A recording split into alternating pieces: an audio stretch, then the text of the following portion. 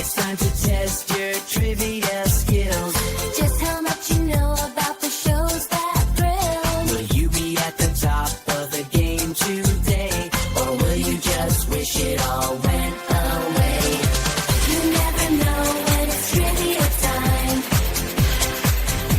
It's trivia time. It's Mother FM trivia time. So yippee-ki-yay, let's play.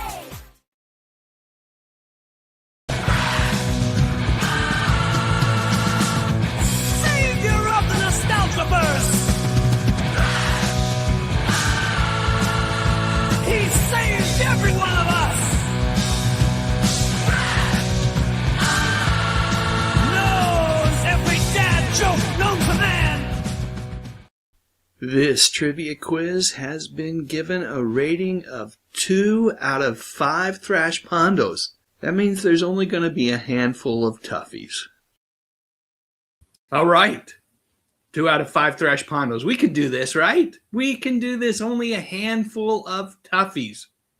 Let me get my timer ready to go here. Now, folks, unfortunately, while I'm doing this, I won't be able to see what's going on in the chat. There's just too much for me to navigate here, so please don't think I'm rude if I don't respond to anything in the chat for the next little bit.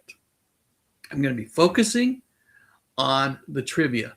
And how about let's do score updates at 10 and then 20, and then we'll do final score. Sound good? Okay. Get my timer ready. Question number 1. In the classic 1966 Batman TV series, the dynamic duo patrolled Gotham in the iconic Batmobile. What is a factual characteristic about this famous vehicle? I'm going to go ahead and start the timer. A, it was originally built as a submarine. B, it was a modified car that did not fly. C, it was capable of hovering and flight. Or D, it was primarily a CGI creation. Again, your choices are, this is about the iconic Batmobile from the 1966 TV series. A, it was originally a submarine, built as a submarine. B, it was a modified car that did not fly. C, it was capable of hovering in flight. Or D, it was a primarily CGI creation.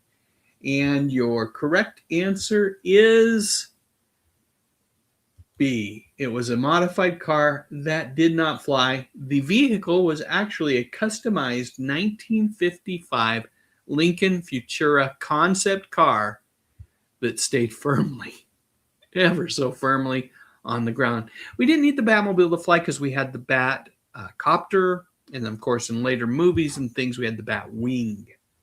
All right, next question. Which actress, who in her real life spent 1 day a week with her father rather than entire summers, famously spun off her Alice character into her own sitcom? Timer engaged. Your choices are A, Diane Ladd, B, Linda Lavin, C, Beth Howland, or D, Polly Holiday. Again, which actress, who in her real life spent 1 day a week with her father rather than entire summers, famously spun off her Alice character into her own sitcom? So all the upfront information is really kind of ancillary. Just focus on the last part of that question. And the correct answer is Polly Holiday. Says that's right. She brought the sassy catchphrase spewing waitress Flo to life before starring in the spin-off Flo. Next question. Ooh, little grammar check here. What is the correct spelling of the last name of Henry Winkler's cool motorcycle riding character on Happy Days? Your choices are A, Fonzarelli, and that's Fonzarelli with 2 E's and an I.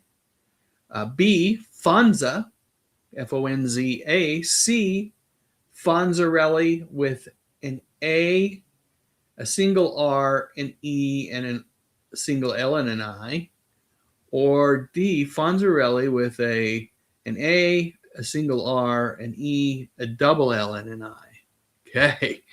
I'm not going to go through those again. The correct answer, if I remember, is D.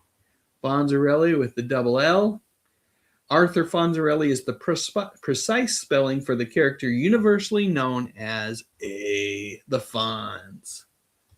All right, question number 4. Which actress starred as Vicky Bradford, Jack Tripper's live-in girlfriend in the short-lived Three's Company spinoff, Three's a Crowd? Your choices are A, Priscilla Barnes, B, Joyce DeWitt, C, Mary Carteret, or D, Suzanne Summers. Again, which actress starred as Vicky Bradford, Jack Tripper's living girlfriend in the short-lived Three's Company spinoff, Three's a Crowd? Your choices are A, Priscilla Barnes, B, Joyce DeWitt, C, Mary Carteret, or D, Suzanne Summers.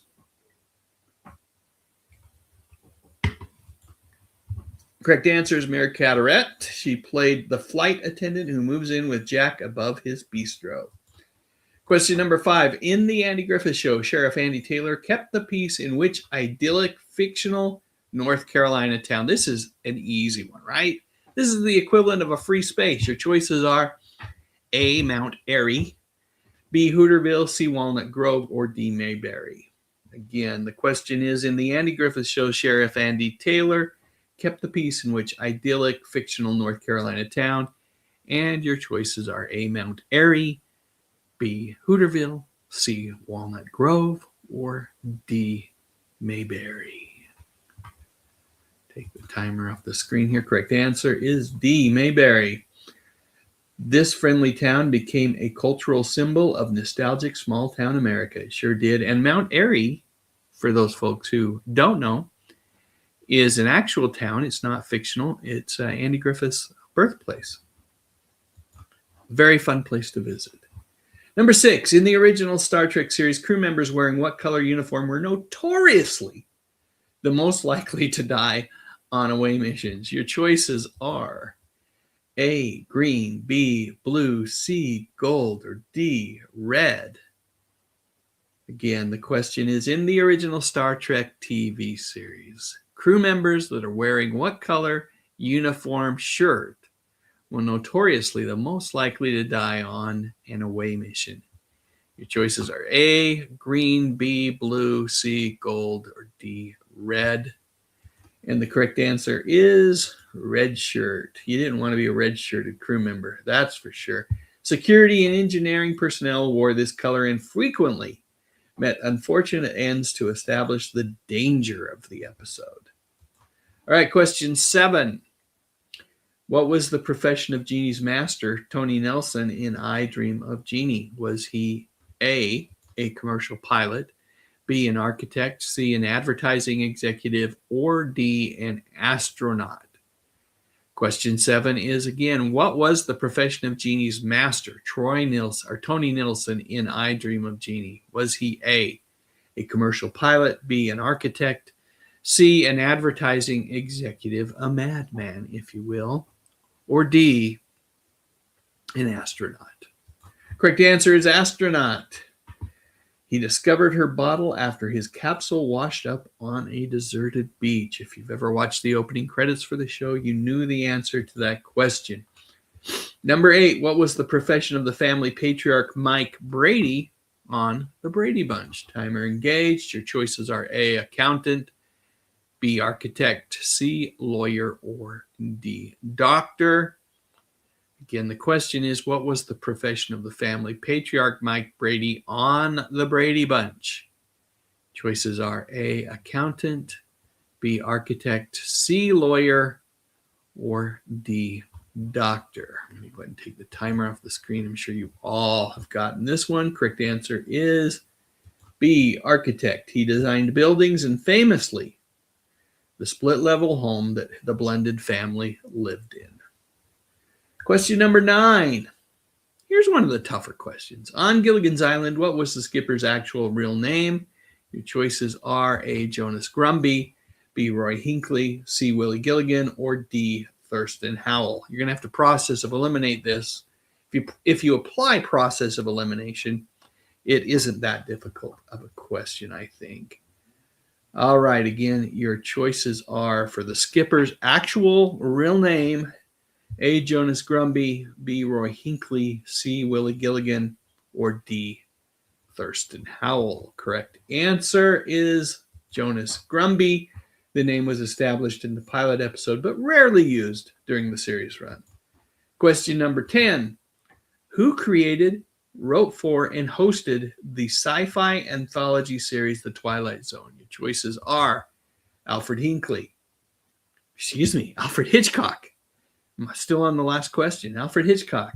B. Ray Bradbury. C. Gene Roddenberry. Or D. Rod Serling. Again, your choices for the creator, the writer, and a host of the science fiction anthology series The Twilight Zone are A. Alfred Hitchcock, B. Ray Bradbury, C. Gene Roddenberry, or D. Rod Serling. The correct answer is Rod Serling. His distinctive voice and on-screen presence became legendary in television history for sure. All right. Let's go here. Let's see some scores, folks. Tell me how you're doing. I suspect you are all doing very well so far. As I said, this is a 2 out of 5 Thrash Pondos quiz, so not extremely difficult, only a handful of toughies. Let's see. We got Ward Arcade at 10 out of 10. Channel member Angela McArdle at 10 of 10. Dolph Quick 10 of 10. You guys are all making me so proud tonight. Gregory A. Champions 10 of 10 so far. Lamont Bradford, very decent 9 out of 10, as is Chris has got a decent 8 out of 10, and Travis Taylor has 8 out of 10 as well. Good to have the lucky guesses. I've always said, a lucky guess is as good as knowing without any doubt.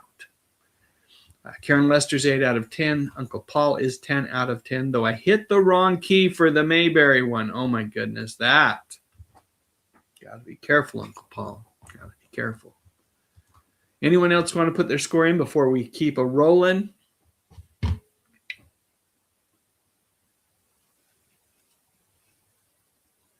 Middle son's been drinking a lot of Diet Dr. Pepper lately, and you know what? I got to admit, I'm not saying I fully transitioned from the Diet Coke and the Coke Zero over to the Diet Dr. Pepper, but it's good, and it's a nice break. It's a nice change of pace, right? All right. I don't see any more scores, so we are going to keep rocking and rolling. You go ahead and, what I'm going to do, I'm going to take myself off the screen, which will allow you guys to see the questions a little better. So let's do that for a bit. And question number 11. In All in the Family, what was the name of Archie Bunker's kind-hearted, long-suffering wife? Your choices are A. Maud, B. Louise, C. Gloria, or D. Edith. Again, the question is, question 11, in All in the Family, what was the name of Archie Bunker's kind-hearted, long-suffering wife? Your choices are A. Maud, B. Louise, C. Gloria, or D. Edith. Go ahead and take the timer off the screen. Your correct answer is Edith. Played by Jean Stapleton, she was lovingly and sometimes frustratingly referred to as Dingbat by Archie. I would never call my wife anything like that. I'd be in big trouble. Number 12, what was the nickname of the character played by Gary Berghoff in both the movie and the TV series MASH? Your choices are A. Hawkeye. Let me start the timer here. A. Hawkeye, B. Trapper, C. Radar, or D. Klinger. Again, the question is, what was the nickname of the character played by Gary Berghoff in both the movie and the TV series MASH? Your choices are A. Hawkeye, B. Trapper, C. Radar, or D. Klinger. Take the timer off the screen here, and the correct answer is Radar O'Reilly. Corporal Walter O'Reilly earned this nickname because of his seemingly psychic ability to anticipate orders and incoming choppers. Question 13, in the Mary Tyler Moore Show, what city did Mary Richards move to after a bad breakup to work at WJM-TV? Your choices are A, Milwaukee, B, New York City, C, Chicago, or D, Minneapolis. Again, the question is, in the Mary Tyler Moore Show, what city did Mary Richards move to after a bad breakup to work at WJM-TV? Your choices are Milwaukee, New York City is B, C is Chicago, and D is Minneapolis. Your correct answer is Minneapolis. The series famously showcased the Minnesota city, including the iconic hat toss in the opening credits. I'm actually working on a video about that hat toss. More to come on that in the not too distant future. And question number 13 means that we are more than halfway done. Do we have this? Let's take a quick break. Everybody, quickly vote. Tell me, what is your favorite decade for classic television? Is it the 50s, the 60s, the 70s, or the 80s? I know I didn't put the 90s there. It's because I know we're all a bunch of oldies. But yeah, let's go ahead and get some votes in there. Type 1, 2, 3, or 4 in the chat to get the correct answer, to put your answer in. So far, people are saying the 60s. Put your answer in the chat. 1 for the 50s, 2 for the 60s. The 70s would be 3, and the 80s would be 4. All right, the 80s finally got a vote. Yay, 80s. Oh, and the 80s is making a run for it now. Oh, my goodness. All right, we're going to give everybody 30 seconds more on this. Let me go ahead and put the timer on the screen for that. Put your vote in if you haven't already. Right now, it's a 3-way tie. Think of the power that someone might have if you haven't already voted to decide the best decade, the absolute favorite decade for classic television. Right now, we're all over the place, but we're really, the 60s, 70s, and 80s seem to have a sweet spot for a lot of us. Anyone else want to vote before I end this little poll? Let me go over to the widget here, and I guess we're going to stop right there. I would say that, what would I say? We are not super decisive. All right, stopping the poll. Okay, there we go. Final results. And let's get back to the trivia. Reminder, we'll get the scores again after the 20th question. So we're a ways away from getting the scores. Let me go ahead and get my timer ready. And the next question is question 14. What was the name of Fred Sanford's son and exasperated business partner in Sanford and Son? Your choices are A, Grady, B, Julio, C, Rollo, or D, Lamont. Again, the question is, what was the name of Fred Sanford's son and exasperated business partner in Sanford and Son? Your choices are A, Grady, B, Julio, C, Rollo, or D, Lamont. Correct answer is Lamont. Played by DeMond Wilson, he often bore the brunt of Fred's schemes. For sure.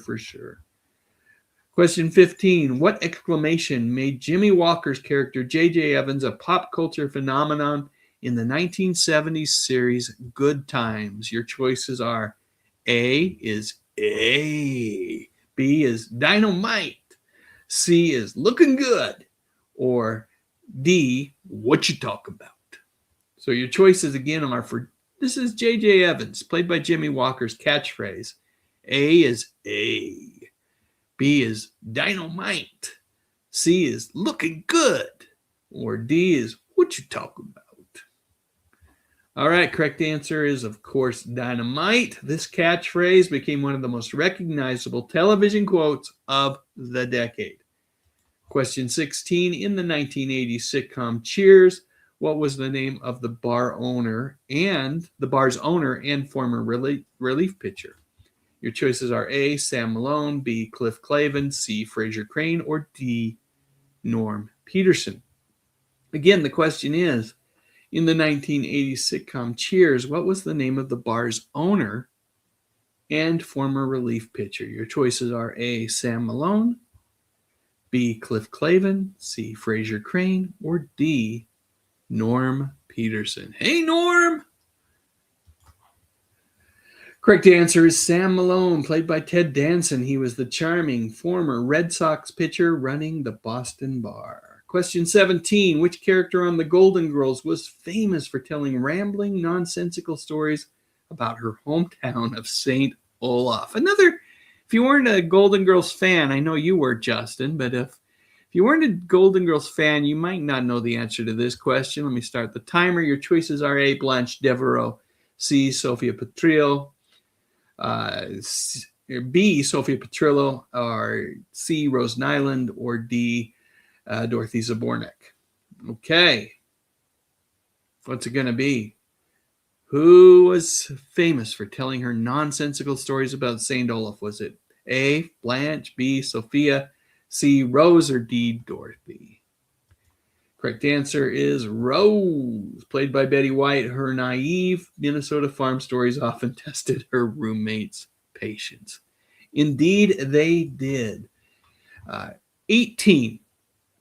In Family Ties, what was the name of the highly conservative, Reagan-loving son played by Michael J. Fox? Timer engaged. Your choices are A. Andrew Keaton, B. Stephen Keaton, C. Skippy Handelman, or D. Alex P. Keaton. We're looking for the name of the highly conservative, Reagan-loving son played by Michael J. Fox in Family Ties. Your choices are A. Andrew Keaton, B. Stephen Keaton, C. Skippy Handelman, or D. Alex P. Keaton. And the correct answer is Alex P. Keaton. The character brilliantly contrasted with his former hippie parents, becoming the breakout star of the show.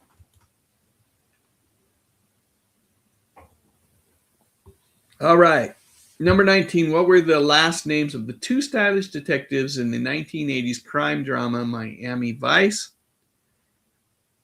Your choices are A. Cagney and Lacey, B. Simon and Simon, C. Crockett and Tubbs, or D. Starsky and Hutch. Again, the question is, what are the last names of the two so stylish detectives in the 1980s crime drama Miami Vice? Your choices are A. Cagney and Lacey, B. Simon and Simon, C. Crockett and Tubbs, or D. Starsky and Hutch. Correct answer is Crockett and Tubbs. James Sonny Crockett and Ricardo Tubbs defined 80s pastel fashion and synthesizer soundtracks. All right, number 20, and then we will get scores again. Which actor played the tough gold chain wearing mechanic B.A. Baracus in the A-Team? This one's for you, Angela. Timer engaged. Your choices are A. Dirk Benedict, B. George Papard, C. Mr. T, or D. Carl Weathers. Question again is, which actor played the tough gold chain wearing mechanic B.A. Baracus in the A-Team? Your choices are A. Dirk Benedict, B. George Papard, C. Mr. T, or D. Carl Weathers. Correct answer is, of course, Mr. T. He famously portrayed the muscle of the group who had a deep fear of flying. All right. Let's get some scores, folks. Tell me how you're doing. I suspect you're doing well. Like I said, this quiz only has a rating of 2 out of 5 Thrash Pondos, meaning it's not incredibly difficult, but there are a handful of toughies here. Ward Arcade, 20 out of 20 so far. Well done. Uncle Paul, 20 out of 20. Lamont Bradford, 18 out of 20. Gregory Champion, 20 out of 20. Dolph Quick, 20 out of 20. Travis Taylor, 18 out of 20. Angela McCardle, 20 out of 20. And they say, and she says, of course I got the 18 question right. Yes, well done. And I should have said channel member Angela McCardle. Stephen Test, A6782, 19 out of 20. Channel member Justin Aylett, a.k.a. Sick Camaraderie, is 13 out of 20. Karen Lester is 18 out of 20. Anyone else want to put your score in before we keep going? Oh, wait, I don't know. Just a few seconds here. Oh, look at it. Here's one. Chris has got 18 out of 20. I found that out. Kenneth Wilkinson, it is actually the name he goes by is Chris. So Chris Wilkinson.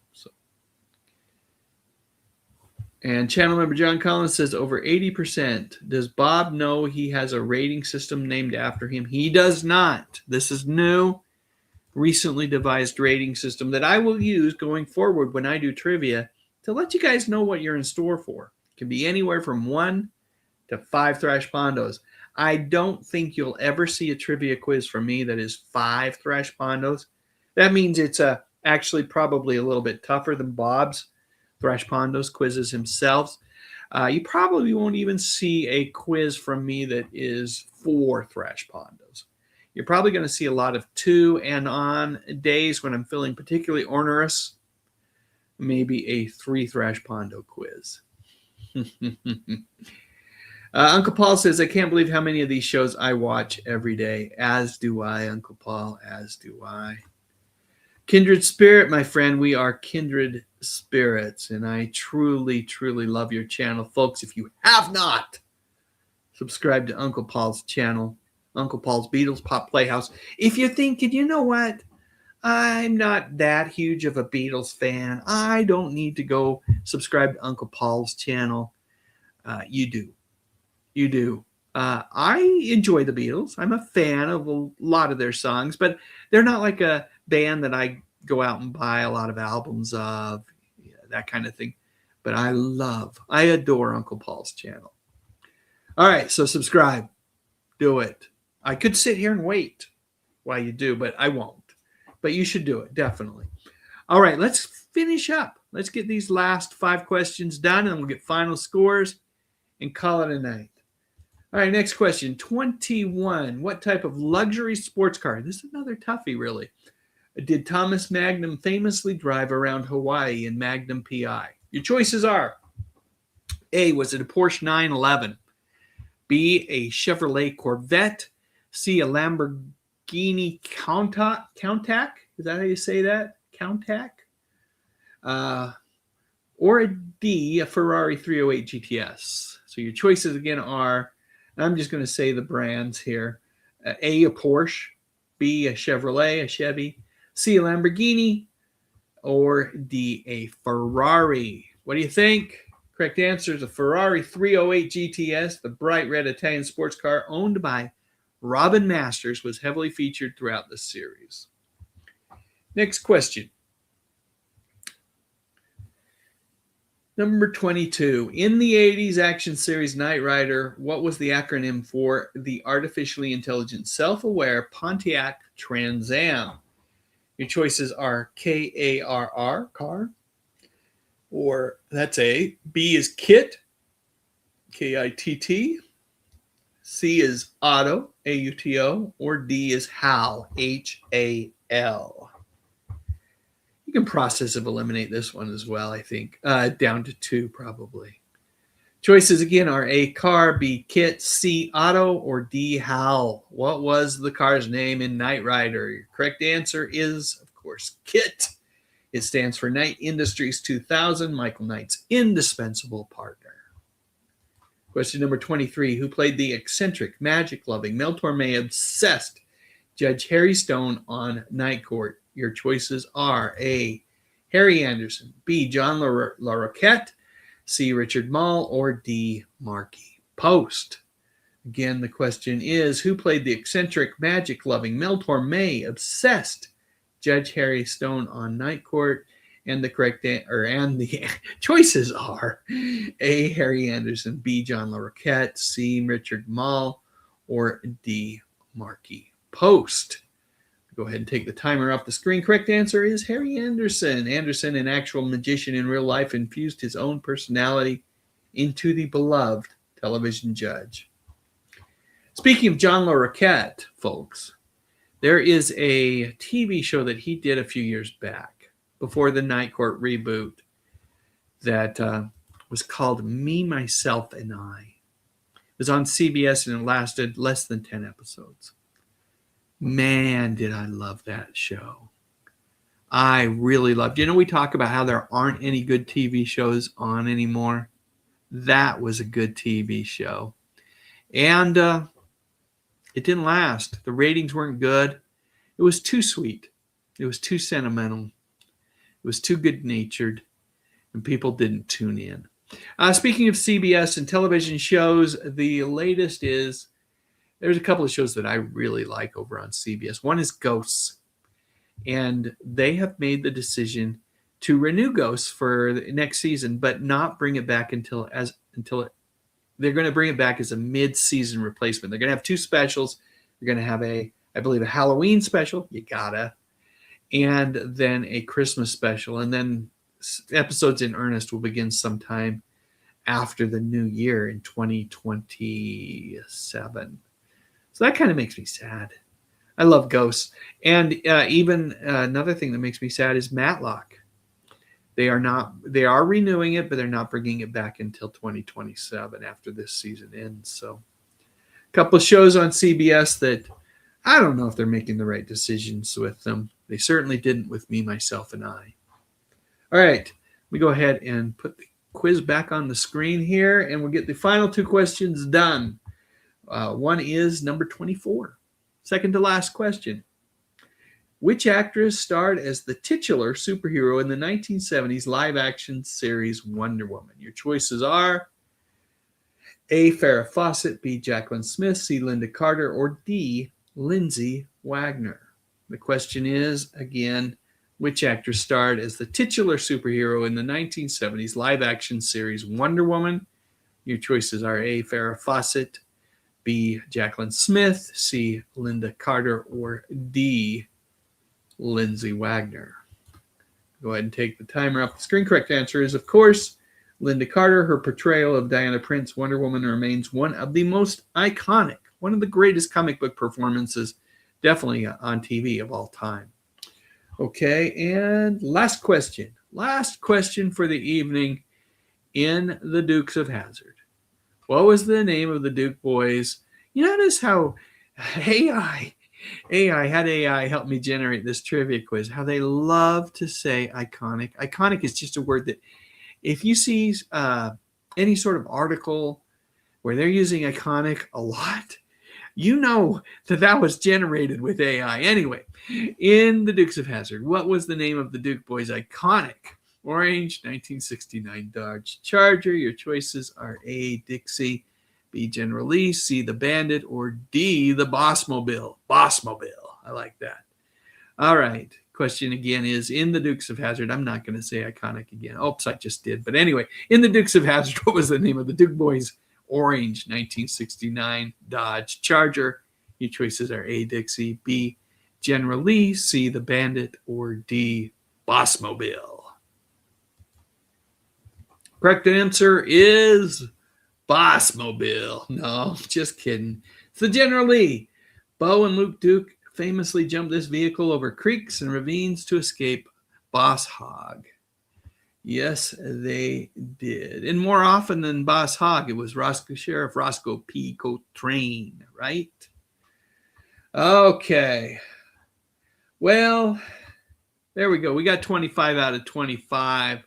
When I played it earlier,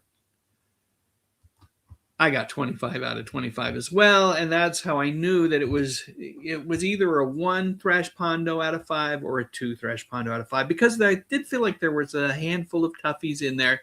We gave it the 2 Thrash Pondos rating this week. I want to see what your scores are, folks. Let me know how you did. Let's see. We'll start.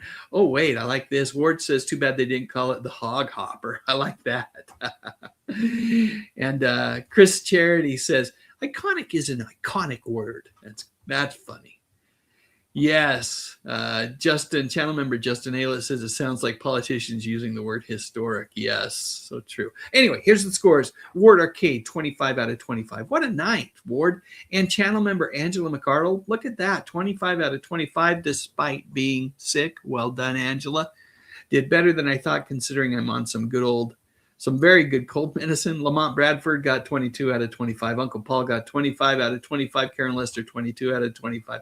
Gregory A. Champion, 25 out of 25. Chris Wilkinson, 22 out of 25. Channel member Justin Aylett, 18 out of 25. Travis Taylor, 22 out of 25. Tom McCluskey, a.k.a. The Hungry Jerk, is just listening tonight, just hanging out with us and having fun. Thanks so much for doing that, Tom. Stephen Testa, 6782, got 24 out of 25. And although he was just listening, he does give us he agrees that it was pretty easy. And he may have even said it was 1 thrash pondo out of 5. I'm saying 2 thrash pondos out of 5 tonight. Channel member John Collins says at least 80% of the people, or at least 80%. On a personal note, I will miss the late show after the 3rd week of May this year. You, of course, talking about Stephen Colbert's late night talk show. And John, let me in on your secret. I will too. I've loved Stephen Colbert for decades now. And yes, he has been highly critical of the current administration, but nevertheless, he is a great comedic wit and will truly be missed. And I'm sure he will find other projects so that, we can still enjoy his particular talent in the future. Dolph Quick was 25 out of 25. So nicely done, Dolph. And thank you again for gifting a channel membership. That was very, very kind and sweet of you. Okay. I think that's it, folks. It's been a great night. You all did so well. It was awesome. Thanks for hanging out with me and doing a little bit of classic TV trivia. I'm going to be back next week with a channel member only live stream next Monday night. So hopefully you will be able to, those of you that are supporting channel members, you'll be able to join me. Those are nice because it's just usually a handful of people, sometimes under 10. And we just visit for, 30, 45 minutes, sometimes the longest an hour. But that's what we'll do next week. And then we'll just see where we go from there. So thanks so much, everyone, for hanging out with me tonight. And with that said, Chris asked for a little welk. We'll give him a little bit of welk, and then I'll get the heck out of here. Take care, everyone. Thank you very much. Thank you very much. That's the nicest thing that anyone's ever done for me. Thank you very, very, very much.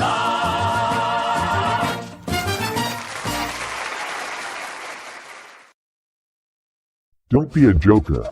Click on that little thumbs up icon and give this video a like. If you're on mobile, help me blow the YouTube algorithm to smithereens by hyping this video.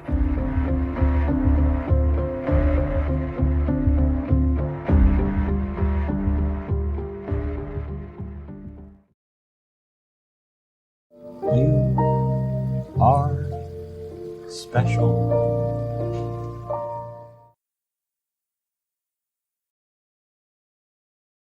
Click on that thumbnail cause it's time to go. Dave's got the classics, let the memories flow. TV shows and movies that we all hold so dear. On his YouTube channel he's keeping memories near. Dave Sundstrom, bringing back the good stuff, oh yeah.